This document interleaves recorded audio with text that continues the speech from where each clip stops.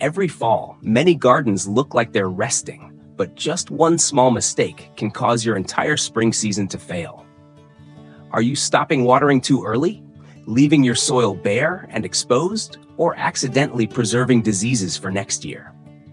In today's video, I'll share the 7 most common fall gardening mistakes and how smart, modern gardeners combine nature, compost, and modern thinking to avoid them completely. If you want a healthier garden year after year, this is a video you don't want to miss. 7 silent fall gardening mistakes and how modern gardeners change the game. 1. Starving the soil without realizing it. Let me ask you to imagine this. A garden bed after harvest. Clean, tidy, bare soil. No leaves, no mulch, no organic matter. It looks neat. But underground, millions of microorganisms are starving. They survive on roots, fallen leaves, and organic material. When there's nothing left to eat, they weaken and slowly die. Many people think soil needs to rest, just like humans. But soil doesn't rest that way. Healthy soil is living soil. When soil is left bare, rain washes nutrients away. Wind hardens the surface. Sunlight breaks down soil structure. I once dug into 2 garden beds in early spring. One had been covered with dry leaves all winter. The other was left bare. The covered bed was soft, loose, and smelled like forest soil. The bare one was hard like brick. I had to force the shovel in. Organic gardeners call this mindset feed the soil, not the plant. Plants are just the surface. Everything that matters is happening beneath your feet. A few centimeters of mulch, shredded leaves, clean straw, or finished compost does more than retain moisture. It supports an entire underground ecosystem. Interestingly, this philosophy is very similar to how AI works. Without good foundational data, even the best algorithms fail. Soil is the same way. 2. Stopping watering too early, the mistake of guessing by the weather. Have you ever thought, it's cooler now, I don't need to water anymore? I've made that mistake too. Cool mornings trick us into thinking plants are going dormant. But roots don't think that way. In reality, fall is when roots grow the most. Not for leaves, but to grow deeper and store energy for winter. If plants lack water during this phase, roots stay weak. The plant becomes more vulnerable to cold and struggles to wake up in spring. A friend of mine grows fruit trees. One year, he stopped watering early because he thought rain was enough. The trees survived, but spring growth was slow, leaves emerged late, and yields dropped. When he checked soil moisture about 5 centimeters deep, the surface was damp, but below was dry. Large-scale agriculture now uses sensors and AI to measure soil moisture in real time. But for home gardeners, the best tool is still your finger. Stick it into the soil. Feel the moisture. Water deeply and slowly in the morning, right up until the ground begins to freeze.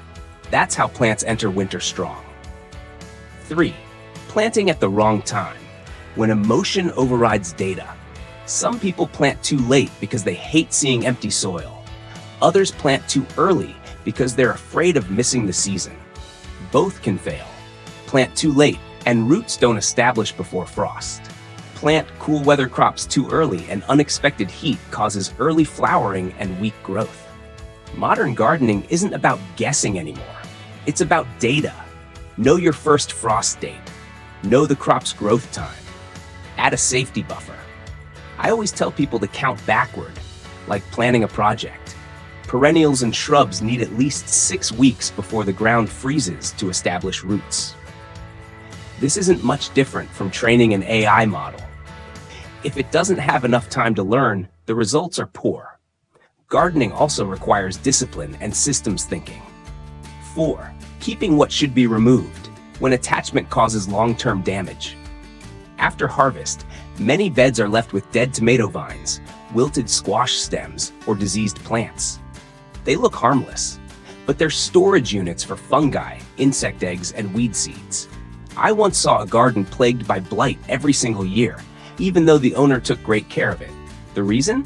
He left diseased plant material in the bed over winter, hoping it would naturally decompose.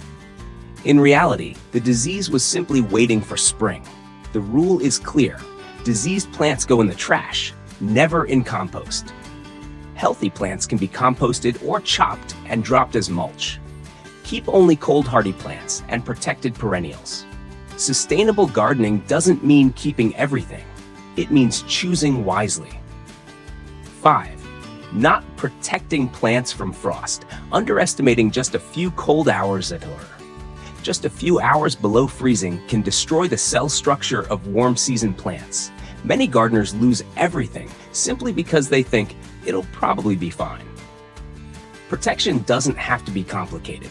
Cover plants before sunset using cloth, old blankets, or towels. Secure the edges against wind. Remove covers in the morning so plants can receive sunlight. Never use plastic directly. It traps moisture and causes frostburn. One often overlooked trick: water during the day before a frost. Moist soil holds heat better than dry soil. It's simple physics and incredibly effective. 6. Throwing away dry leaves, wasting your garden's brown gold.